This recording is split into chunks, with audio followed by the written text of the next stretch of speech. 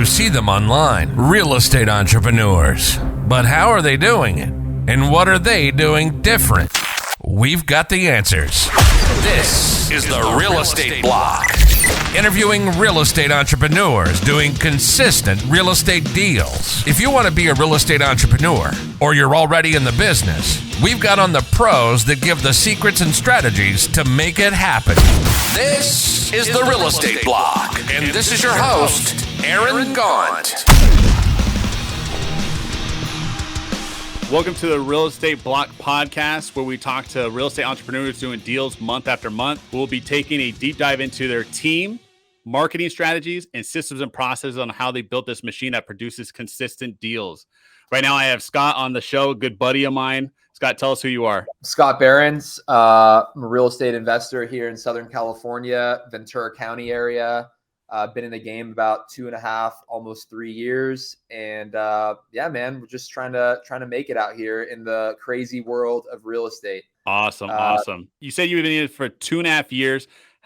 I think you were about to go down this road. How did you get into real estate? Yeah. So good question. I was working. I've been in sales my entire life. Even going back to 5th grade, slanging Beanie Babies and Pokemon cards to my fellow classmates.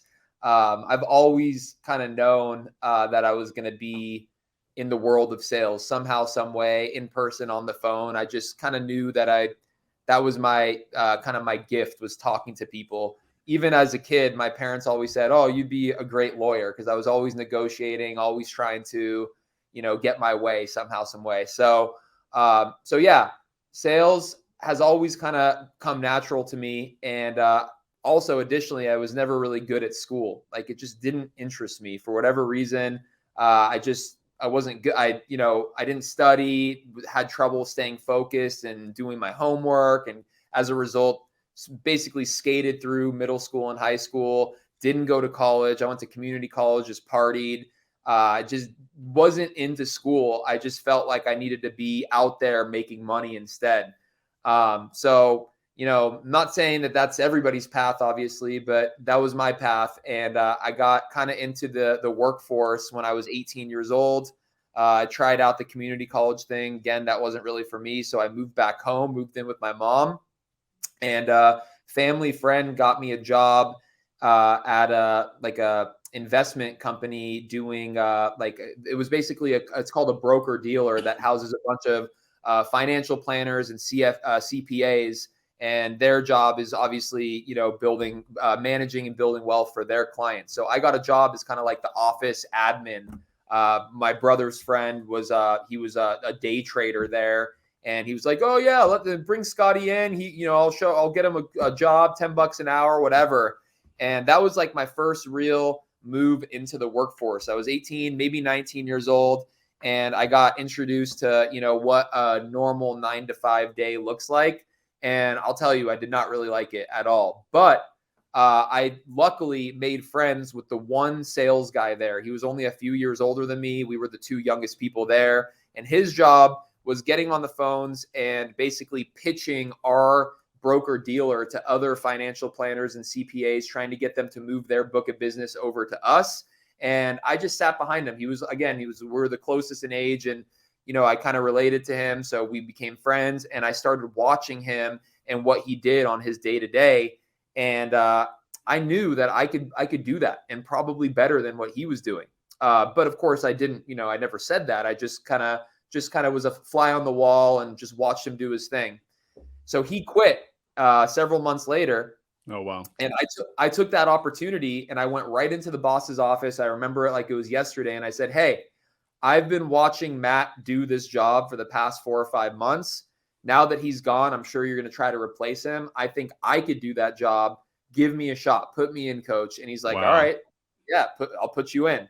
So he put me in, and it was really tough. And it was the first time I was ever exposed to a real sales job. And let me tell you, man, sales sucks when you're selling a product or service that nobody wants and that gets very little advertising. Like, it is not easy to go out there and sell something that has a very, specific crowd that is, out there looking for that product or service. And furthermore, if there's no advertising, it's like you have to really, bring the value as to what you guys are offering. And you can't just fall back on the millions of dollars of commercials and radio ads becoming a household name. Like, you have to actually establish who you are and what you can offer, and then you can go into the pitch and try to earn the business. So that's the first time I got exposed to sales, and I'll be honest, I did not do well. It was the first time I was on the phones making cold calls, and they did provide leads, but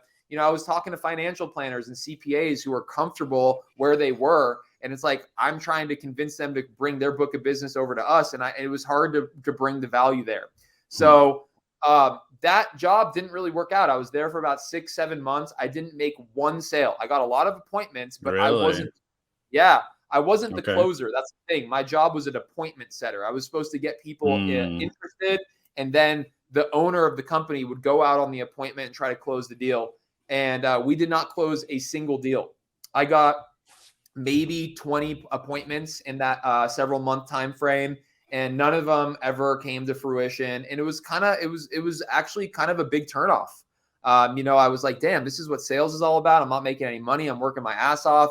It's difficult. Nobody seems to be interested, and it was really tough. So what ended up happening, man, is I decided, hey, I'm going to go back to school. I'm going to try the community college thing one more time. So we mutually parted ways from that company. I was there a little over a year, and I went back to school. But the same thing happens, right? Like, I just wasn't interested. Like, I just could not get myself to go to class and actually give a shit about what we were doing. And the idea of like, hey, this is just the beginning. I have to get 60 credits, then go over to a 4-year university. Like that was all kind of scary. Like, I just wanted to go to like football games and sit in the student section and like, that's all I cared about with regards to college. So what happened was I was back in college, living at home, 19 or 20 years old. And I was like, what am I doing? Like, what am I doing? And that's when I went on Craigslist looking for jobs, and I found a company that sold search engine optimization. Okay. And this company, funny enough, right down the street, literally on this same street, across the street from the office that I'm sitting in right now.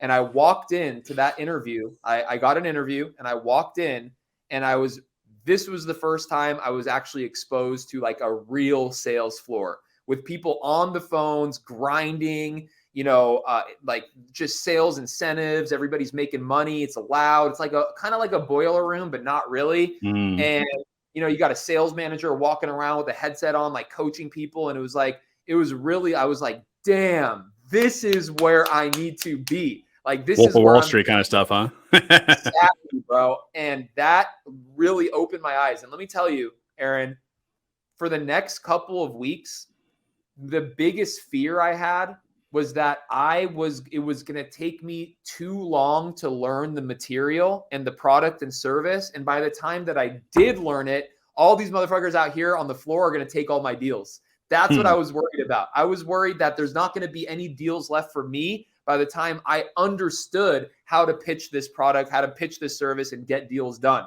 Obviously, that is not the case. There's always going to be deals out there, but it really lit a fire under me to learn it as fast as possible. So what I did was I took my laptop. I got the job. So I got the job, and all new salespeople started as appointment setters. We were called like junior account executives. We got people interested. Then we did a live transfer to a senior account executive who tried to close the deal. If the deal closed, we would get a percentage. So I grabbed my laptop first day on the job. I asked the sales manager, I said, Jim, who's the top producer? He said, Michael Gonzalez. So I walked right over to Michael Gonzalez. I sat right behind him. I grabbed my laptop, and I just started typing everything he said. I didn't care if I knew it or not. I literally just started typing verbatim everything he said, word for word. And then I would just replicate that. I would just fake it till I make it, just say the exact same shit, because I knew what he was saying was working. And all I had to do was say the same thing with conviction, of course, and I could maybe replicate the results. So yeah, that's what I did. And for the first probably month, I was a turnover machine. Like I was getting all these appointments and turning them over to senior account executives. But guess what? Nobody was closing my deals.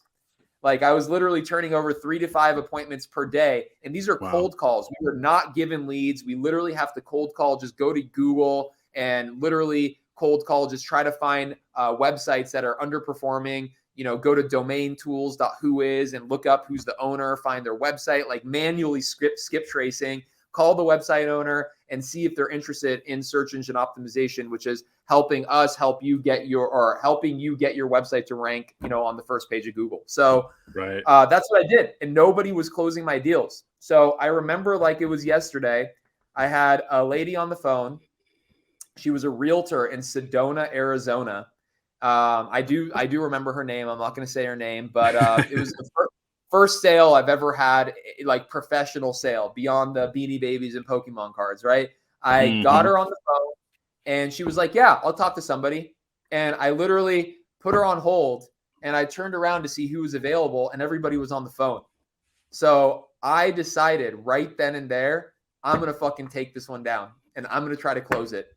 And I closed the deal, dude, $600 a month, which was the smallest deal we offered. It was a base plan, $600 a month. And I got her on a 6-month commitment at $600 a month. And when I hung up the phone, that's when I knew I was hooked and that I was born to be a salesperson professionally. And not only that, I walked right into the Jim's office, the sales manager. I said, hey, I just locked up that deal. I'm getting promoted, right? And he's like, you are now a senior account executive. Really? So yeah, really. Because there you go. Yeah.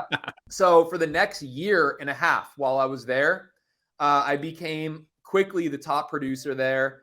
And I was 21 years old, making 6 figures. And I got my own apartment. And, honestly, I was still pretty immature. I'm still immature now, but I was really immature, drinking a lot, just partying a lot. Right. And I got into a lot of trouble, dude. I'm not going to lie. I got into a lot of trouble. I was making wrong choices. But when you're that age, making that type of money and you're immature, like it's not a good mix. You know what I mean? So luckily I met my wife at the time, right around that time, and she got me in check and we've been together ever since. But ultimately that was like the first taste of like making real money. And dude, when you're 21 and single and making 100,000 plus a year, especially 10 plus years ago, I mean, dude, it was great. Like it was fantastic, especially seeing that all my friends were in college. You know what I mean? Like they're like out there like in school and I'm out here just making money, like living. I had a nice Audi, like it was dope. By the way, for a different story, for a different day,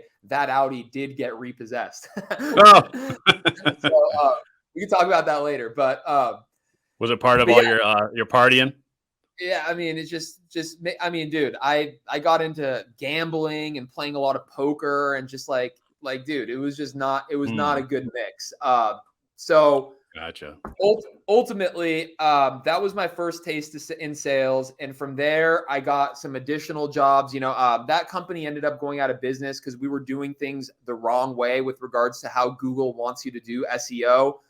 We were basically doing things the right way for that time. But then as soon as Google made an update and changed the game, like that really screwed what my company was doing. And all of our services became considered black hat SEO, which is an easy way to get your clients like blacklisted and just really ruin their businesses. And that's what was happening, dude. Like I would walk into the office like towards the end and I would have voicemails, from clients that they're like, Scott, like you ripped me off and now my website's not ranking. Like, dude, it was shit like that I was taking home and I wasn't able to sleep at night as a result. So I had to leave.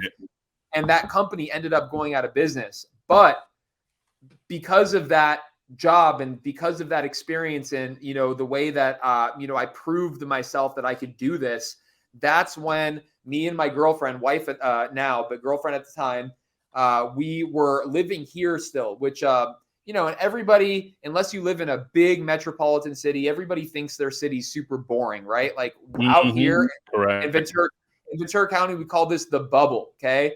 And there's just not a lot of opportunity out here. There is now, but back in the day, there just isn't. Like you have to already be established if you want to live out here. It's kind of an expensive area. And I had just left the job and there was really no other job. So me and my wife, girlfriend, we decided, hey, we're going to move to the West Side. That's where the opportunity is, like Santa Monica, Venice, Culver City, like these areas where all these startups are popping up, right?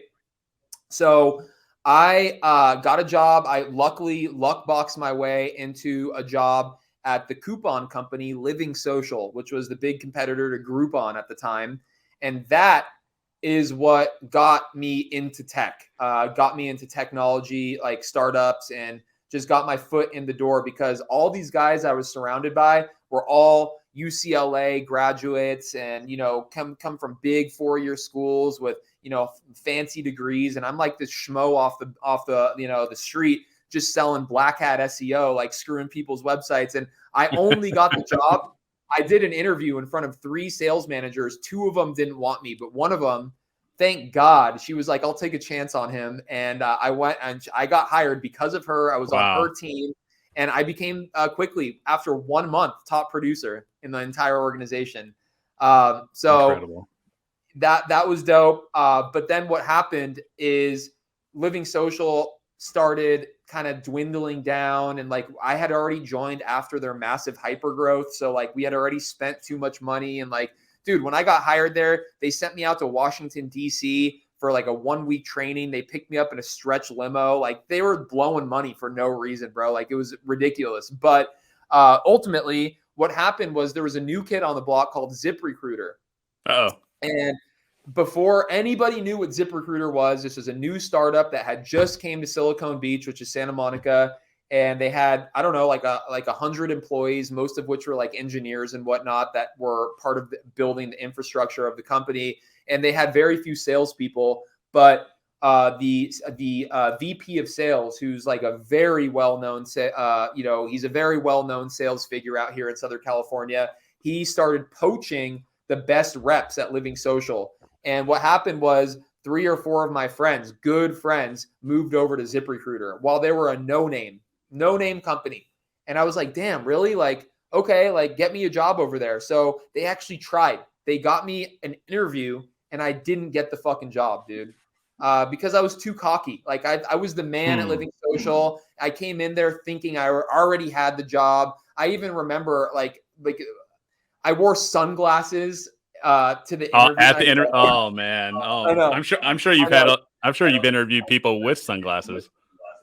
Yeah, I mean, dude, it was pretty bad. Like, it was outside. Like, in Santa Monica, there's all these companies with balconies and whatnot. So they brought me out to the balcony, and I was waiting for the sales manager to call me in for the interview, and I was wearing my sunglasses. I guess they didn't like that very much. But ultimately, I thought I nailed that interview, dude. I was waiting the next day for the offer letter, and instead, and I still have the email to this day because it fires me up just looking at it. Got the email saying, thanks, but no thanks. Like, we're not interested. Meanwhile, I was the top producer at Living Social where they were already recruiting a bunch of my colleagues who got the job. So imagine how I feel knowing that they didn't give me the job and all these other guys that were, they're still good, but like I was doing better than them. Like it was just a big reality check, man, straight up. So I ended up just kind of sitting on my ass for a couple months because Living Social went out of business. Like, well, not really out of business. They closed down their Southern California office and everybody lost their job. So I was just kind of sitting on my ass, just trying to figure out what I was going to do. Didn't have much overhead. I was kind of like in a bad spot, to be honest. And I hit up my boy who got me the interview at ZipRecruiter several months later. And I said, hey, looks like Living Social is going to come back and open up a small office and they want me to come be there. And he's like, dude, don't do that. Let me see if I can get you another interview at ZipRecruiter. And I was like, okay, like I would love that. And he reached out to the same guy. This was like 4 months later. And the same well-known sales figure was like, oh, sure, I'd be happy to talk to him again, which was, to my surprise, quite, delightful. But he hit me up and he's like, Scott, you know why you didn't get the job the last time. I'm actually starting another little team here, which is going to be like junior reps. Okay. And these are going to be like, I'm going to be hiring people right off the street that just have, right out of college that have no experience. And we're going to kind of teach them our way. And then they're going to have the opportunity to fast track into that position that I didn't get several months ago. So and he's like, do you want that job? I was like, I want the job. I was like, I don't care. I don't care that I'm going to start underneath like by this time there was like 9 or 10 living social reps already at Zip in the higher position. And I get brought on in this lower position. And I just had to swallow my pride, dude, because I don't have a college degree to fall back on. All I had was, the previous good results I've had at other companies, but no real track record or college degree that I could say, hey, look at this piece of paper. I have, straight A's or whatever. I had none of that. So I had to swallow my pride and just say, yes, I will take the job because I am confident in myself that I'm going to be able to excel and move into that role. Okay. So I took the job and that's exactly what I did. I 2 months later, the same guy, he's like, all right, like you've proven it. Let's move you over to this side. And that's what happened. Like I got promoted to what was called new accounts at the time. And then I was on the same level playing field as all my friends, which was a huge sense of relief. Over the next 7 years, I watched ZipRecruiter turn into a household name. And it was honestly just the best company I ever worked for by a long shot. Just they took care of me. They took care of my family. They offered, tremendous promotion path. I quickly rose up the ranks. And I actually, for the prime of my career, like 2017, 18, and 19, I was the number one sales rep there with over 100 reps on the floor. Number one, 3 years in a row. I had the highest earnings and I had the highest quota attainment. So it was awesome. And we were making good money, dude, multiple six figures. It was fantastic. They paid all of the benefits and it was just like we were living large. In fact, all of the friends that I speak of, or most of them, at least 5 or 6 of them, are still there to this day and still crushing it. And what happened was I just got a little complacent. And, I realized like I'm at the top. There's nowhere for me to go. I've hit the ceiling. I'm making great money. But what happens if I lose this job? Like I'm going to be back where I was 7 years ago and I'm going to have to go start a new company and like rise the ranks because I still don't have a college degree. Yeah, I have great experience. And luckily, ZipRecruiter turned into a great name that now I'm getting hit up on LinkedIn like every single day by recruiters trying to recruit me. But the idea of starting at a new company and working for somebody else, it's like, no, I already have a great job. I'm not going anywhere. If I leave this job, it's going to be to do something on my own. But Aaron, I didn't know what that on my own was going to be. I had no idea. I just knew that, I wasn't going to work for someone forever. So the big change happened when my wife got pregnant. We got married in 2017 and she got pregnant. And I was just sitting, like I got home one day and I was like, oh my God, like I'm going to bring in a kid into this world.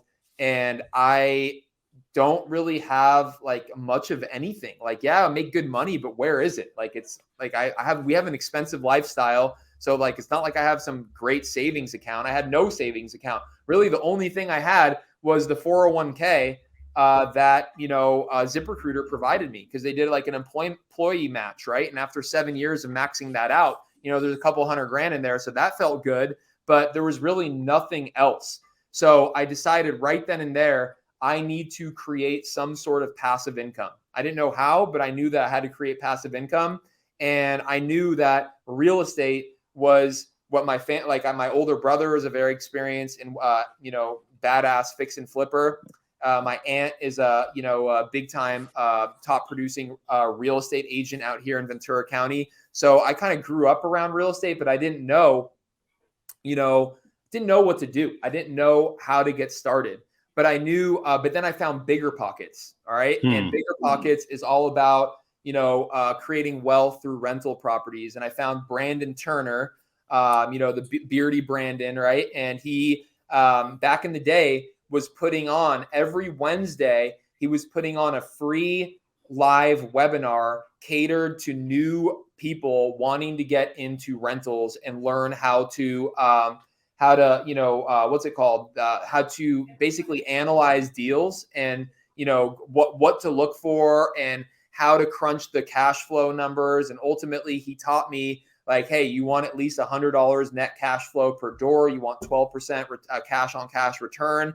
And I attended these weekly Wednesday webinars for like 2 or 3 months, just getting obsessed with the idea of buying a rental property. But of course, here living in California, like that is much easier said than done, right? Like you don't buy rentals in California unless you're already rich and you're probably just trying to park money somewhere. So I knew that I had to do it out of state. But because I have no experience and I don't know what the fuck I'm doing, the easiest way to get into that is with a partner, right? Like it's always so much easier to get somebody else that is as excited as you are and just go in together.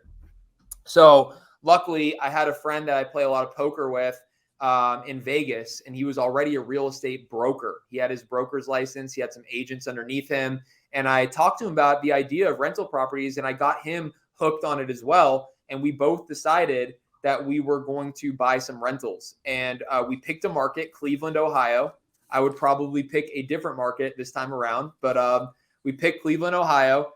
And we ended up meeting through the grapevine, through, Facebook groups and whatnot. Guess who we met? A fucking wholesaler in Cleveland, Ohio. And that was my first experience with a wholesaler.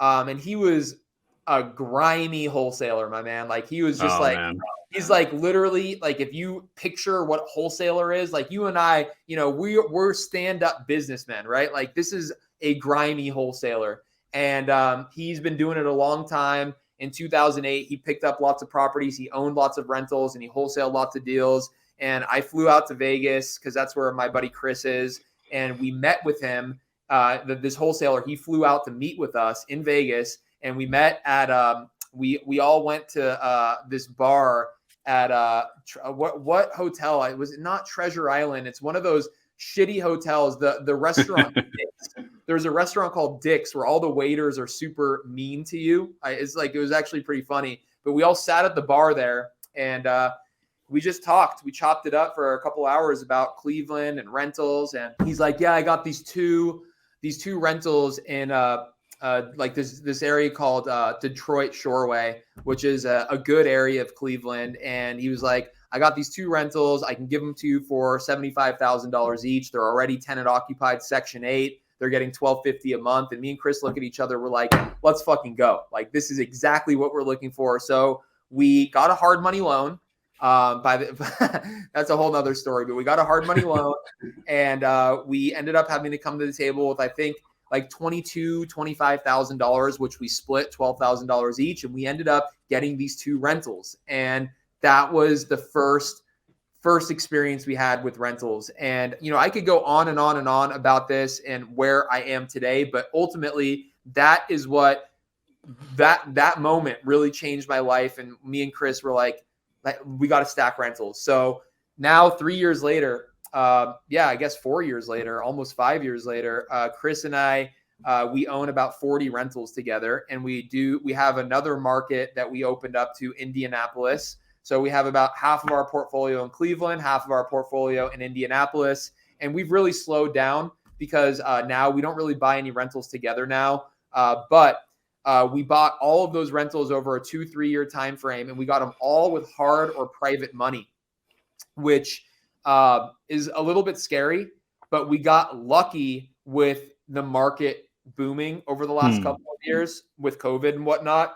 We got lucky that the portfolio like doubled in value. So so it was pretty sweet. And then we made it our goal to get our private money lenders paid back. Specifically, I have one friend with big money that was willing to give us money at 12% interest only. He had one friend, same deal. He's like a Bitcoin millionaire that he was willing to give us money at 12% interest only. And ultimately, we used all of those 2 people's money to buy these rentals. And now we have like 30 doors and we're like, shit, they're out of money. And we have all of these bridge loans that are going to get called due. We need to refi into something permanent. So it took about 1.5 years for us to refi everything. And we did a couple different portfolio loans. And now all of our properties are on permanent 20-year financing loans.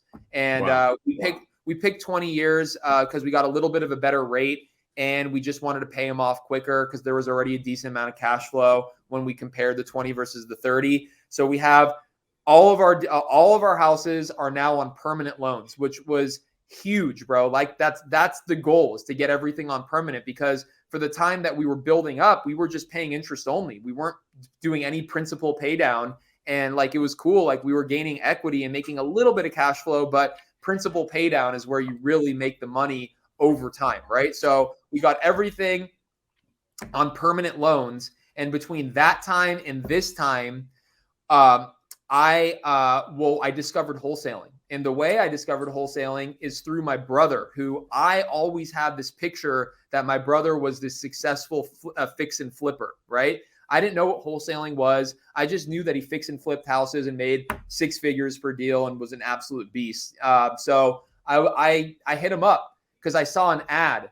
I vividly remember I saw a Cody Sperber ad on Facebook talking about how you can make all this money in real estate without using any of your own money. And he was talking about wholesaling. And I hit up my brother and I was like, dude, I know that you're into real estate. I've been collecting rentals with my buddy Chris, but we need to start earning some passive income, or we need to start making some money so that we can afford to buy more rentals. Cause like, I was using all my W-2 money. He was using all of his profits just to buy these rentals. That's no good. Like, you want to create additional money and use that money for the rentals. So I hit up my brother. I'm like, dude, I know you're a fix and flipper. I just saw an ad on Facebook about wholesaling. What do you know about wholesaling? He's like, you're an idiot, dude. I'm a wholesaler. I was like, really? A wholesaler? I was like, you're a wholesaler? He's like, yeah, dude, I'm a wholesaler. You just see me fixing and flipping because I pick the very best ones to fix and flip. But all the other trash deals I get, I just wholesale them.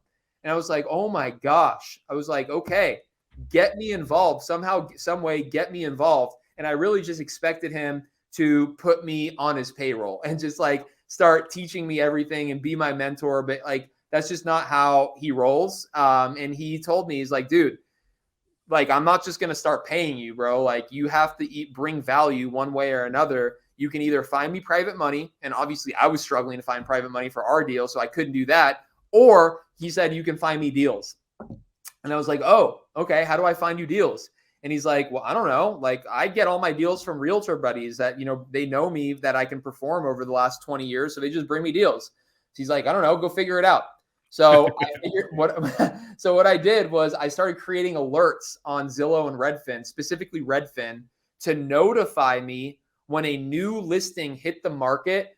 With in somewhere in that description, there was a word like fixer or TLC or rehab, something that indicated that that listing was a fixer-upper property. I wanted to be notified immediately once those deals hit the market. And of course, this strategy won't work too well right now, but this was pre-COVID, before the market really boomed. And I was like, okay, I'm going to try to lock up a deal on market for under list price, and then I'm just going to give it to you and you're going to sell it, right? He's like, yeah, absolutely. So I created these alerts, and then I started getting notified every day with these new listings. And I was still working at ZipRecruiter, but I decided to dedicate at least an hour or two a day to call listing agents and just hit them up and say, hey, I'm Scott. I'm a cash buyer. I see your new listing. I would like to put my offer in front of you and see if we can get it accepted. But the thing about wholesaling on market properties is you have to get it for well under list price, because you're going to look like a doofus if you start blasting out to your buyers deals that are on market above list price or even at list price. They're going to say, right, like, dude, I could have got that deal myself, right? So the idea is to get them locked up well under the list price so that you can still add your assignment fee and still be offering it for under list price. So that's what I did for the next couple of weeks. I was calling tons of realtors, you know, bullshitting with them, trying to get them to, you know, get my offer accepted. And yeah, I got one accepted. I got an offer accepted. It was in Simi Valley, California, which is actually where I lived at the time. So that was even more exciting because I could just go right over there and like see it. And I called my brother up and I'm like, dude, I got one. Like, I got one. And I was like, but like, I don't know, I don't have an LLC. Like, we have to write it up in your LLC. And like, he was like, okay, I'll take it from here. So we got it under contract.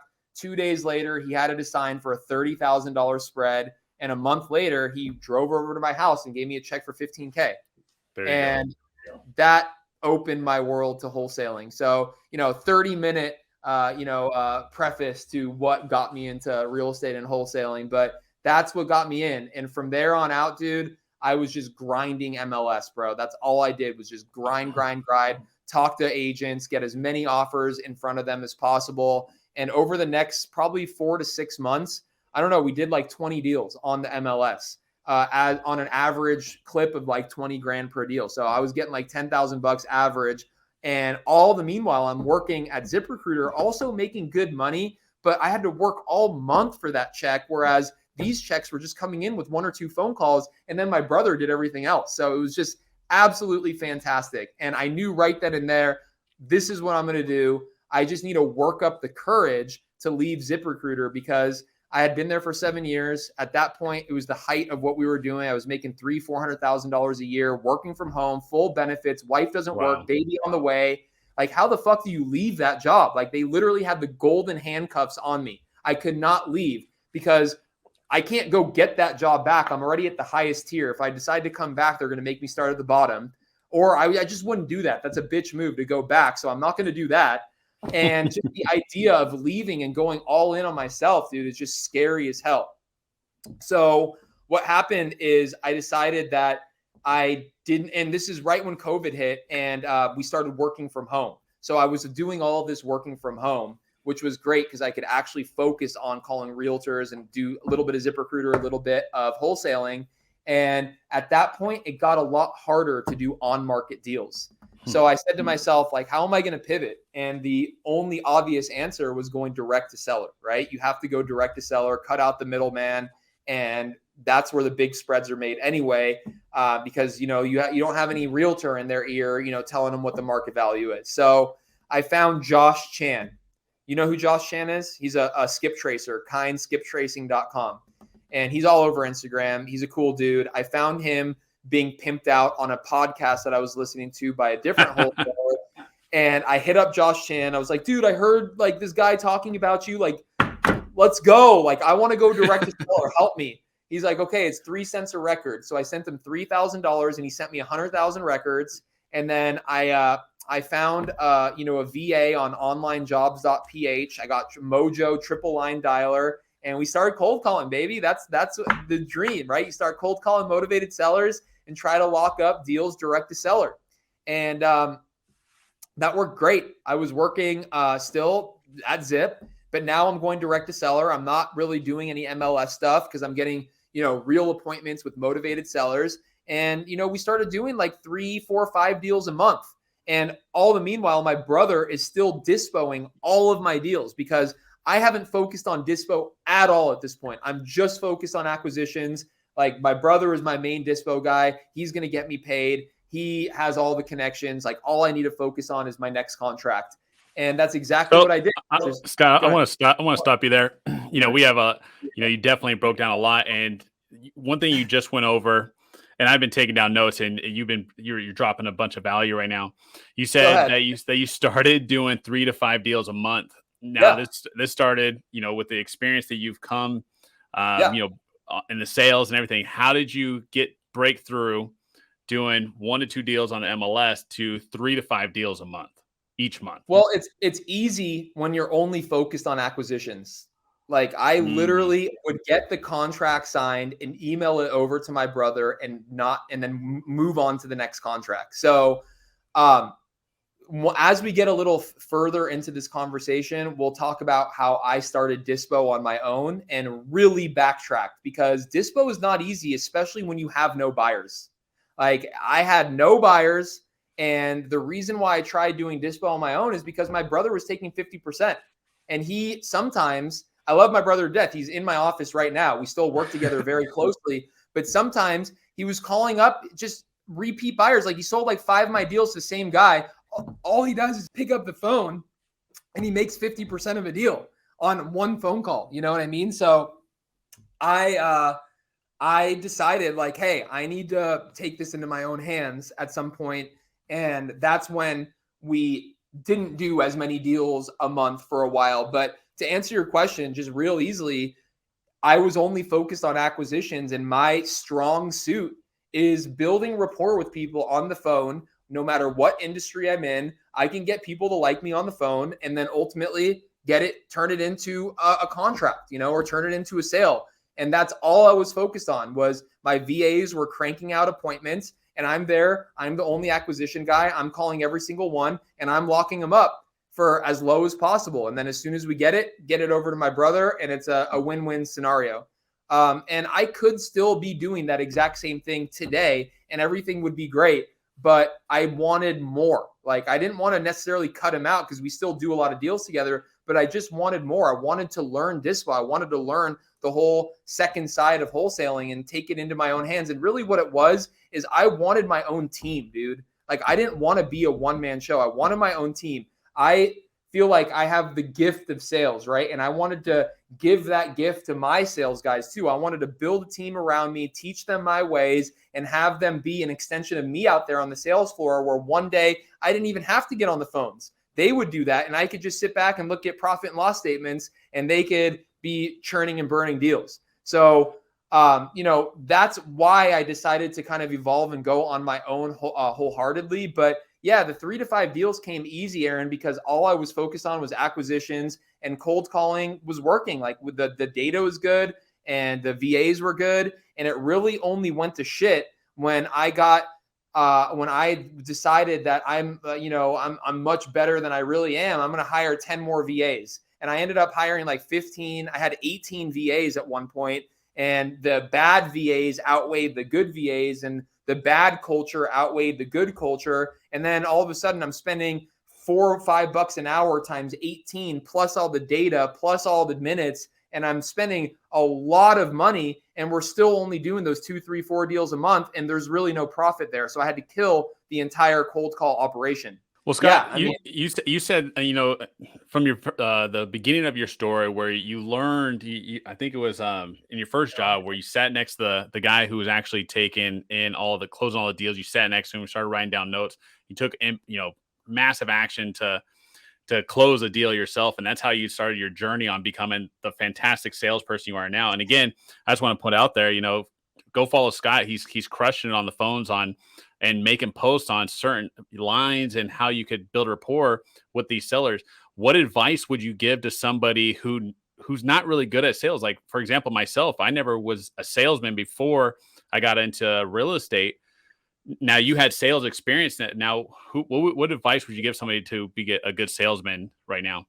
If they never done sales? Honestly, I mean, I don't know, man. Like, that's a loaded question. Let me pertain that question to this industry, since we're both in this industry. And I feel like a lot of viewers are going to be trying to get into real estate, try to get into wholesaling. But the beauty of being a salesperson in this industry is that there is no shitty product or service that you have to go pitch, right? It's all about you. If you believe in yourself and you are enthusiastic, and you can transfer that enthusiasm to your prospect and get them excited about what you have to offer, that is the sale. And that's what I tell my team. Like, you don't want to be a salesperson. You don't want to get a real sales job where you have to go sell some shitty ass product that doesn't get any advertising and only a small group of people actually need and want. That is a very difficult job. You are so lucky that you are in this position where there will always be motivated sellers, no matter recession, good, whatever, good, bad, whatever. There's always going to be a motivated seller that needs to sell yesterday. This is their last piece of equity. They must sell it. They have a problem that needs to be solved. Now you can get on the phone and solve their problem because you are confident in yourself. So I'm telling you, dude, you don't have to be a good salesperson. You just need to have conviction and confidence and get on the phone and take action. That's what it comes down to, taking action. I love that, Scott, because you do bring a lot of energy when you do talk to the seller. Let me ask you this, just so we can get through our questions. What does your team look like now?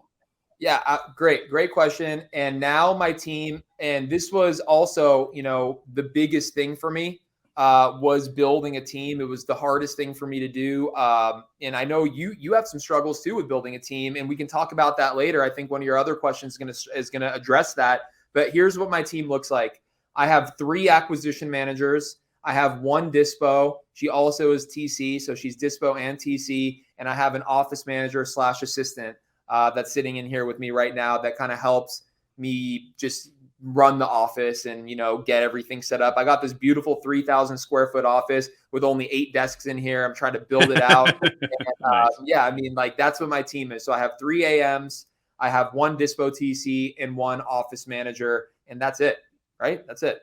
And I did try to hire a full-time TC, but just didn't have enough work for her, man. Like even doing less than 10, like we're doing about 10 deals a month right now, 7 to 10 deals a month, which there's tremendous room for growth there. But when you have 7 to 10 deals a month, your dispo or sales manager can also be TC. And that's what we noticed. I hired a full-time TC with experience. She was awesome, but I just didn't have enough to keep her busy, 8 hours a day, especially when my dispo was already doing the TC stuff. Like there's no reason for her to forward an email to her and say, hey, like open escrow, like when she could have just done that herself. You know what I mean? So until I have 15, 20, 30 deals a month, I think that my dispo can handle TC. But yeah, I have a very small team. We're 6 people and we're lean and we're mean, baby.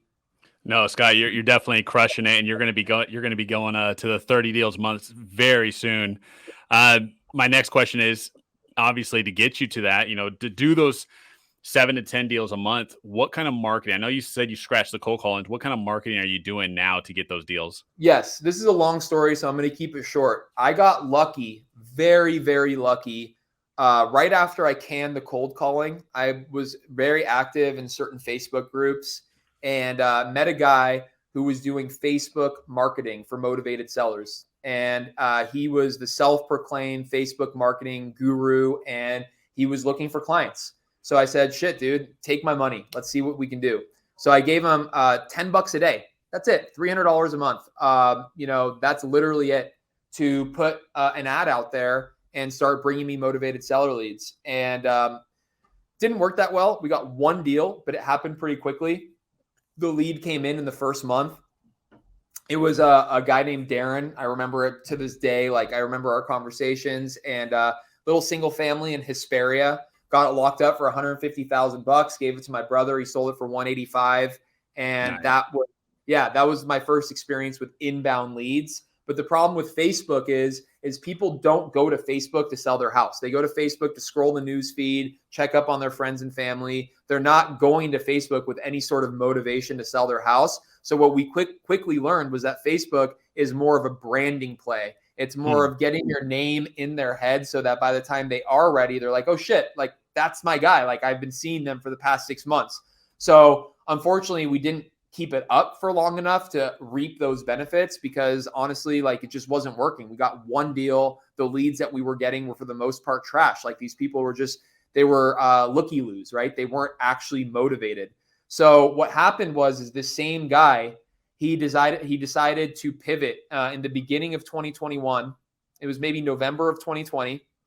He decided to pivot into search engine optimization, and he created a website called asapcashoffer.com, ASAP Cash Offer.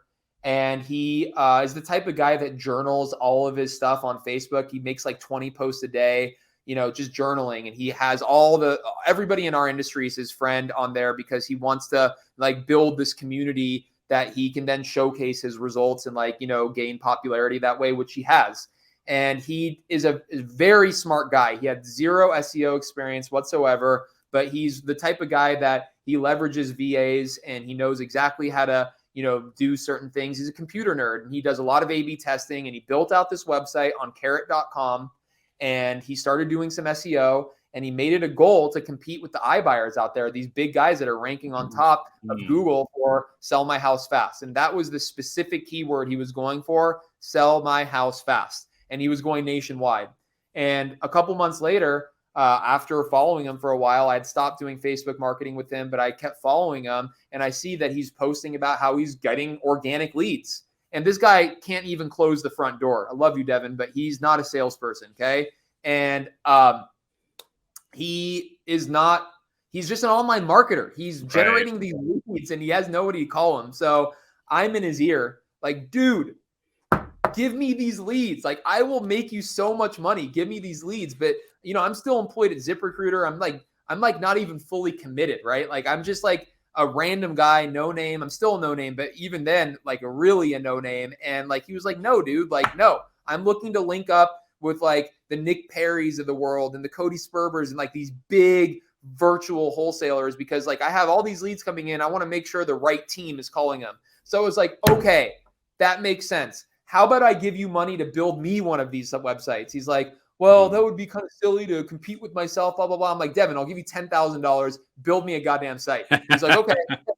So he built me a site, cashofferplease.com. And I told him, I was like, don't worry, you don't have to make it nationwide. I'm only in California anyway. I had never done a deal outside of California other than my own rentals. So I was like, just make me a California beast. All right. I'll pay you $10,000 and I'll give you a commission on any deal that comes in. You get a piece of it. He's like, okay, that sounds good. So he built me out the site. I was his first client. And 3-4 months in, we start getting organic SEO leads, dude. And that was the biggest turn on ever, dude. Like, these are leads that found me. I didn't have to pay for the lead. Like, I was so freaking jazzed. The first lead we ever got turned into a contract. We weren't able to sell it, unfortunately, but it was just proof that this was going to work. So you said you're getting like 25 now a month, right? Or sorry, a day. Yeah. We're getting about 30 SEO leads per day, but that is both websites combined, because after I got Devin paid on a couple of deals from Cash Offer Please, he's like, all right, dude, I'll give you the ASAP leads. Like, let's see what you got. And now it's been a little over, it's been a year and a half, almost 2 years. And I've made that man a lot of money. I mean, we've done over $1 million in assignment fees just on his website, probably $500,000 plus on my website. And he's just sitting back collecting, dude. He just gets a percentage of every single one of these deals. So, and I love him because he's not taking any other clients. I'm his guy. He's my guy. We're full on partners, and he's reinvesting a lot of that money into both of our sites to generate even more leads. And yeah, now 2 years later, I mean, we're getting about 30 leads per day combined. And these are just people going to Google, asking Google how to sell my house fast. They find my site or his site, they submit. It gets zapped into my Slack channel, and then one of my 3 guys, it gets round robin to the 3 guys. They call them, and we try to make magic happen. So SEO. That's incredible. And SEO is the way to go, and especially in this market. You know, the seller that you want to work with are the people that actually need to sell in this market. Which brings me to one of my next questions right now. What is your number one struggle on hitting your goals? Okay, good question. And I don't know what I would have to really put some thought into what my number one struggle is today. But let me tell you what my number one struggle was when starting this business and ultimately having the office and hiring the AMs is, as well as I do, that being the business owner, we have the most vested interest in the success of our business. So of course, and I know you still call a lot of the leads yourself. That's how you're putting your best foot forward, is when you are on the leads. Like, I don't want anybody else on these leads. I'm paying a lot of money to generate these leads. I'm my best chance at getting these leads to the finish table. So that right there was the biggest struggle, letting go of the leads. And I know we're both struggling with it, but letting go of the leads and knowing that I am going to have somebody else out there be on first touch on these leads still to this day scares the shit out of me, because of all the money we're spending generating these leads. And I know that if I was on these leads, I know that if it doesn't turn into a deal, at least we put our best foot forward. Whereas I can't say the same about, a guy out on my sales floor. So letting go of the leads is still to this day the biggest thing I struggle with. But I'm telling you, bro, and you've probably heard this before, if you can find somebody that is 50% of you, just 50% of you, then all you need to do is have 4 or 5, 10 of those people out there. And then all of a sudden you have 2, 3, 4, 5 of you out there. Think about that. So no, I couldn't agree more with you that, Scott, is to let go of those leads is definitely hard, especially when you're listening to the calls, right? Because I know you quality check a lot of your calls. So that actually goes into my next question. What are your strategies to get through this recession and coming out even better on the other side? Because we all know we're going to be coming out the other side, right? We've seen, and I'll be honest, I've been seeing a lot of people go out of business right now. And this is why I decided to make this podcast, because I want to make sure that we all stick together and add value to each other for the people that are doing this full time. So what are your strategies to get through this recession? Options.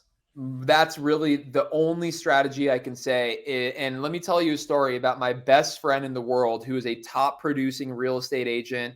Last year, he sold a $32 million house on Broad Beach in Malibu and made like a $900,000 commission. This same guy spends about $100,000 plus per year on Zillow advertising to generate leads.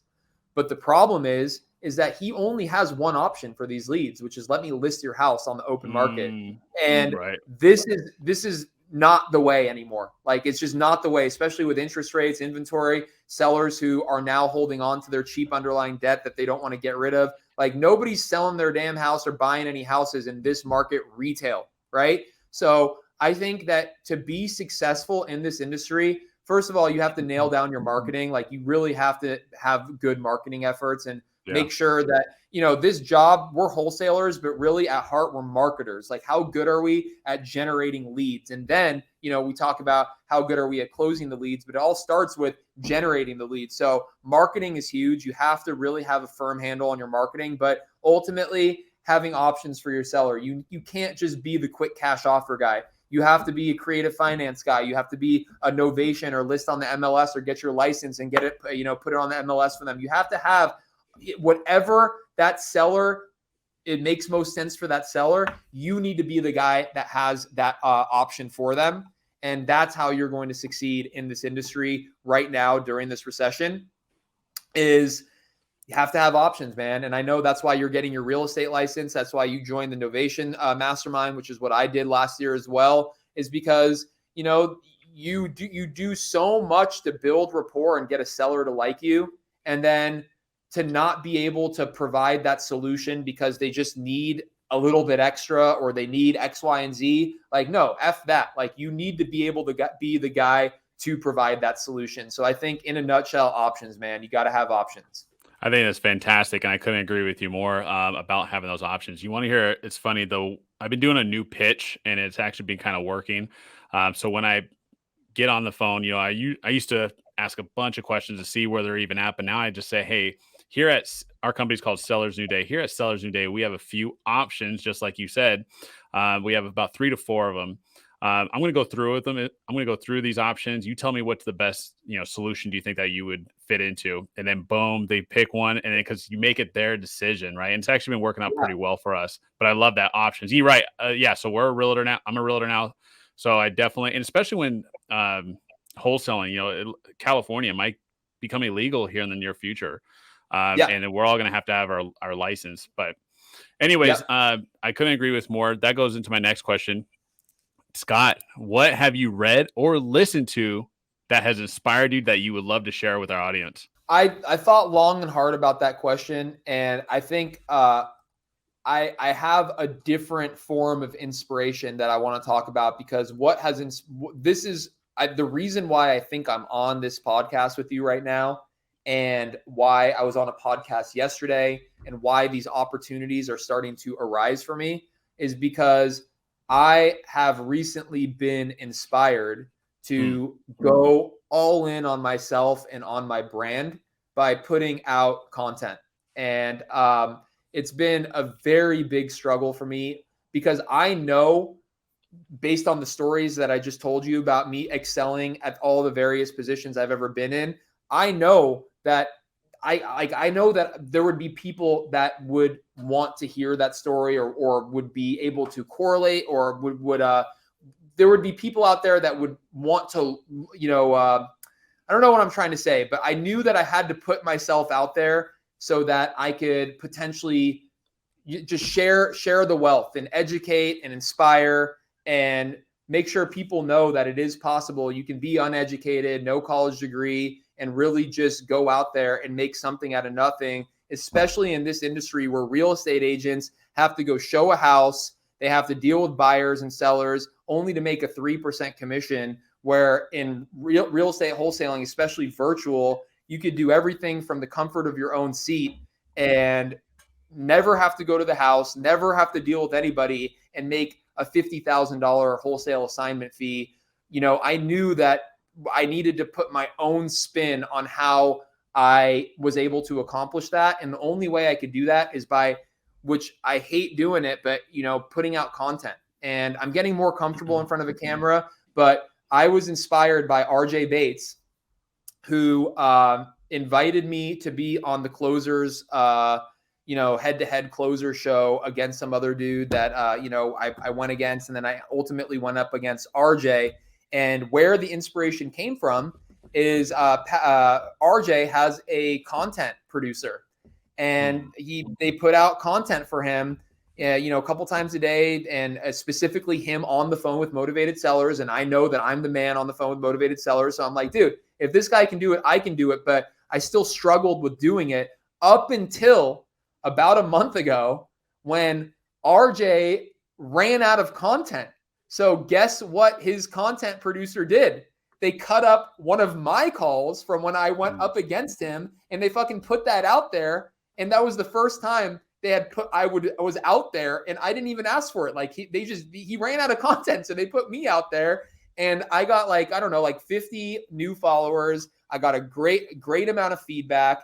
And I was like, oh my God, like this is, I need to do this. Like, I actually need to do this. So that is, and I'm still jazzed on it, man. It is still very new to me, but just in the last month, this is the second podcast I've been on. I had another online marketer that specializes in YouTube ads hit me up, and now we're getting an additional 30 YouTube ad leads per day. My team, yeah. And only because he saw me on YouTube, because my content producer also posts on YouTube, TikTok, and Instagram. And by no means have I blown up. I still don't even have 1,000 followers on Instagram, but the feedback, bro, the amount of love and support I'm getting, even from the people just in my own crowd, like, I just know, dude, like, it's going to work. It's going to freaking work. And we live in the world of like, everybody's going to be like a content producer, in the next couple of years. Like, this is, and I see you doing it too. Like, this is what we need to do. We need to go all in on our brand. And then by default, there's going to be people that resonate with our brand and want to learn from us. And by putting out content, it opens up doors for not just education, but JV opportunities, or maybe just passive investors that have no interest in the industry, but love the way that we're doing business and want to invest with us. Here's $1 million of my private money. Go put it to work, because I trust that you're going to make me money. Like, there's endless opportunities, not to mention just building up your social following and being able to, obviously offer education, which I don't even know if that's something I want to do, but just the opportunity to do that is just insane. All because I have a fucking camera here filming me and putting it out on Instagram and TikTok. So that has been the biggest inspiration in my life over the last month or two.